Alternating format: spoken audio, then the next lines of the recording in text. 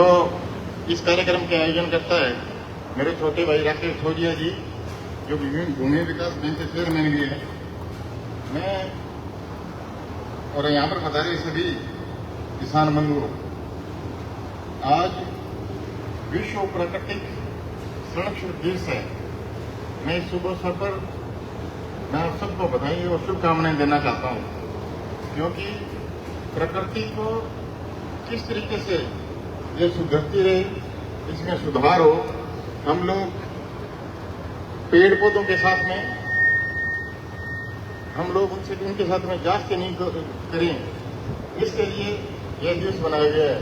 हमारे सभी अधिकारीगण भी है, आप सबको भी शुभकामनाएं। आज का दिवस हम सब के लिए एक किसान दिवस के रूप में हम लोग मना रहे हैं और राइस एंड एफपीओ द्वारा इसका ये किसान मेले के रूप में आयोजन किया है। और मैं समझता हूँ कि एक ऐसा मेला जो किसानों के समर्थन में, जो किसान के लिए ये मेला रखा गया है। बहनों और भाइयों, मेरे से पहले सभी वक्ताओं ने सारी बातें दोहराई है, मैं उन सारी बातों में नहीं जाना चाहूँगा, लेकिन डॉक्टर भागीरथ जी और उनकी पूरी टीम जो यहाँ पे बैठी है, एग्रीकल्चर डिपार्टमेंट की टीम है, दूसरी टीम है सारी, उन्होंने किसान का आज का रुतबा है, जो किसान कहाँ पे खड़ा है, वो सारी बातें उन्होंने बताई है। मैं सिर्फ इतना कह सकता हूँ कि एक जमाना ऐसा था कि गढ़साना अकेले में 4 लाख गांठें हुआ करती थी, और आज हमारे जिले में 4 लाख गांठ होना स्वाभाविक नहीं है। ऐसी स्थिति पैदा हुई है। यह स्थिति पैदा क्यों हुई है? क्योंकि इसमें छोटा मोटा करके सभी का दोष है। इसमें जब खाद और जब बीज, जब हम लोग अपना घर का बीज बनाया करते थे और घर का बीज बोकर उस फसल को हम लिया करते थे, आज हम बीज बाजार से लाने लग गए हैं। और मुझे कहते हुए कोई शंका नहीं है कि किसने बीज बनाया, कौन कौन सी कंपनियां आई, कौन कौन सी कंपनियां गई है और किस तरीके से बीज बना रही है, मैं नहीं जाना चाहता।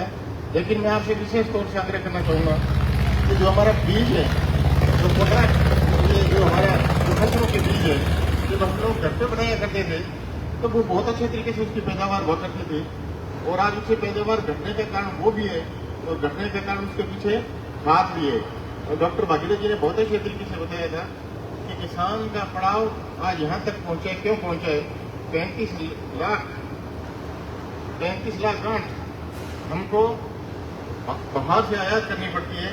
ऐसी स्थिति पैदा हो गई है क्योंकि हम लोगों ने कपास बोना कम किया है, और कपास अधिक से अधिक बोन, क्योंकि 2024 में 27,42,000 गांठों का, कपास के गांठों का उत्पादन जो गंगानगर जिले में, जो राजस्थान में हुआ था, और आज अकेले गंगानगर के अंदर 1,975,000 हेक्टेयर जमीन है जो सिंचाई योग्य है, जिन्होंने कपास को बोया है, और जो बीटी 1, 2, 3 जो भी है, हम बोने के रूस पे खड़े हैं। और मैं समझता हूँ कि केंद्र सरकार द्वारा एमएसपी बढ़ाया है, और बढ़ाने के बाद में किसान को करीबन 7,800 रुपये के करीब, ऐसे 8,000 के करीब उनका भाव रहेगा। बहुत अच्छी बात है। जितना सरकारें, कोई भी सरकार आई है, सरकारों ने किसानों के लिए कुछ किया है। किसी ने 100 रुपये एमएसपी बढ़ाए, किसी ने 200 रुपये बढ़ाए, सबने किया है। लेकिन मैं कह सकता हूँ कि 2025 की राष्ट्रीय जो कृषि नीति है, उसमें किसान को उसकी क्षमता पर उत्पादन 4% ज़्यादा हो, इसके लिए उन्होंने प्रयास किया है। आप सब लोग यहाँ पे पधारे हो। हम जिस जिले में रहते हैं वहाँ पे गन्ना भी होता है, चना भी होता है, वहाँ पे कॉटन भी होता है, वहाँ पे गेहूँ भी होता है, वहाँ पे मूंगफली भी होता है, वहाँ पे बाजरी भी होता है। लेकिन सारी की सारी फसलें हमारे इस जिले के उत्पादन, इस जिले में जो उत्पादन होता है वो सारी की सारी फसलों का होता है। ऐसा पहला एक जिला है।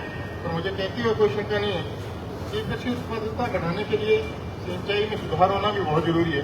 और बहन सोना देवी जी जिस तरीके से बता रही, पानी की कमी के बारे में बता रही थी, पानी पे मैंने बड़े अच्छे तरीके से रिसर्च किया है, बहुत बड़े तरीके पे हमने रिसर्च किया है।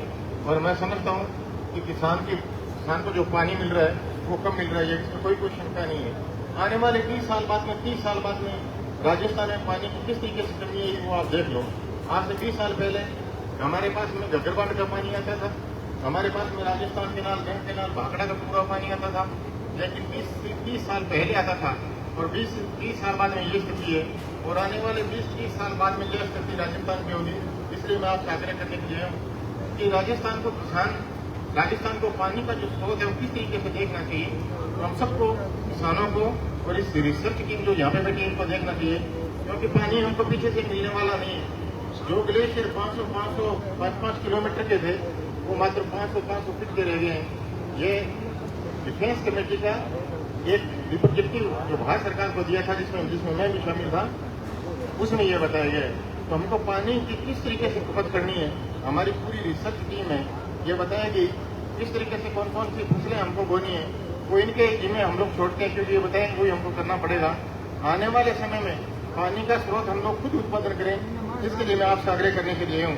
और मैं कह सकता हूँ कि इस देश के 773 जिले, जिसमें 1240 फसलों का उत्पादन होता है, आज 1240 फसलों का उत्पादन पूरे हिंदुस्तान में हो रहा है, तो आप अंदाजा लगाओ कि कोई फसल तो हमारे से पेंडिंग है ही नहीं। सारी फसलें इस देश की होती है।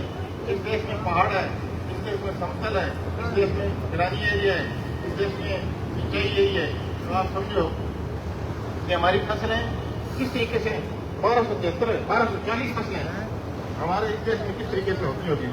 और मैं कह सकता हूँ कि अभी जो सरकार ने किया 2025-26 के बजट में जो KCC को बढ़ा के 3 लाख से 5 लाख रुपए सरकार ने किए, इसका भी हमको बेनिफिट मिलेगा।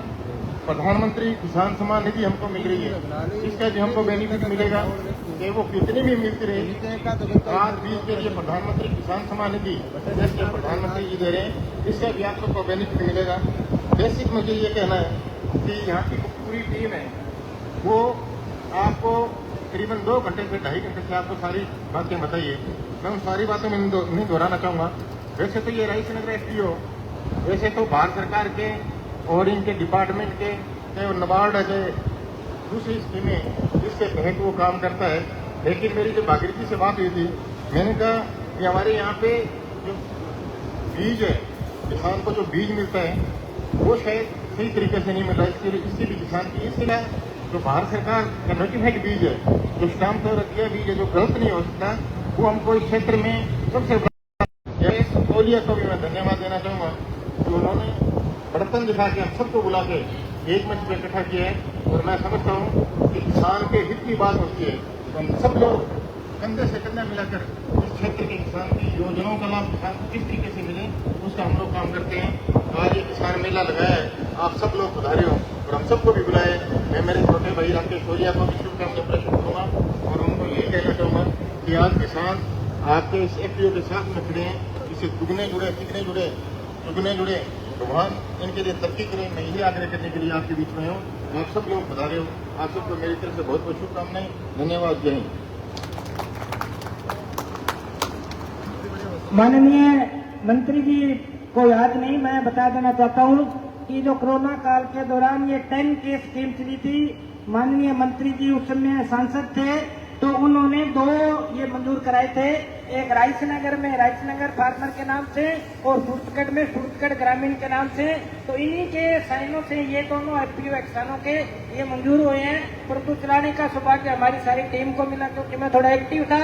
तो MP साहब ने उस समय भी कहा जो एक्टिव लोग हैं, पार्टीबाजी नहीं देखनी, उनका सहयोग लेकर के आप चलाओ। तो देन भी ये आपकी है और BPSL से भागीरथी अगर वो कराएंगे तो बहुत ही अच्छी पहल है, क्योंकि अपने किसानों के लिए ये किया है। तो मंत्री जी का मैं दोबारा आभार प्रकट करता हूँ, क्योंकि ये जो एक ऐसी संस्था है, ये 10 के जो भारत सरकार के 10,000 बने हैं पूरे देश के अंदर, सूरतगढ़ और गंगानगर में ये 2 MP साहब ने अपने MP कार्यकाल के दौरान मंजूर करवाए थे। धन्यवाद। धन्यवाद मंत्री जी, आपने अपना कीमती समय निकालकर किसान साथियों के साथ आज समय बिताया। अब आगे की कड़ी में, क्योंकि अपने भारत की परंपरा रही है, जो भी एक मैं और सूचना, माननीय मंत्री जी ने पिछले दिनों हमारे मैं जिस KVSS का चेयरमैन हूँ, हमारे डायरेक्टरगण भी बैठे हैं। हमारी बोर्ड की बैठक में हमने इनका धन्यवाद ज्ञापन किया था। 25 लाख का जो मुख्यमंत्री बजट घोषणा के अंदर एक 25 लाख का गोदाम किसानों को खाद बीज मिले, उसके लिए बिल्कुल निःशुल्क केवल राजस्थान में 7 KVSS को मिले हैं। इनमें से डॉक्टर निहाल चंद जी के आशीर्वाद से, इनकी डिजायर से और हमारे केवीएस में डायरेक्टर हैं अनिल जी, इनकी मिसेज, इन्होंने और लालचंद जी एमएलए साहब ने जयपुर जाकर के एमपी मंत्री जी का पत्र गौतम कुमार जी तक को दिया और बजट घोषणा में राइस नगर के लिए 25 लाख का वो जो गोदाम पास करवाया है, इसके लिए भी क्योंकि हमारी केवीएस बोर्ड मीटिंग में हमने मंत्री जी का धन्यवाद ज्ञापित किया था। अब किसानों के बीच में जो अच्छा करेगा, जो किसानों के लिए भला करेगा, उसके अंदर बढ़ाई करने में कोई विरोध नहीं, क्योंकि मोटिवेशन तभी होगा जब कोई राजनेता काम करता है, अपने उसको मोटिवेशन नहीं देते ना, फिर वो आगे काम नहीं करेगा। इसलिए किसान हित में इन्होंने बड़प्पन दिखाते हुए बगैर पार्टीबाजी के किसानों की समस्या के लिए इन्होंने गोदाम पास करवाया, इसके लिए बहुत बहुत धन्यवाद। धन्यवाद भाई साहब।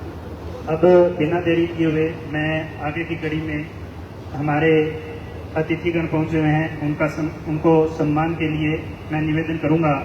हमारे मुख्य अतिथि डॉक्टर निहाल चंद जी, पूर्व केंद्रीय मंत्री भारत सरकार से पहुंचे हैं, उनके सम्मान के लिए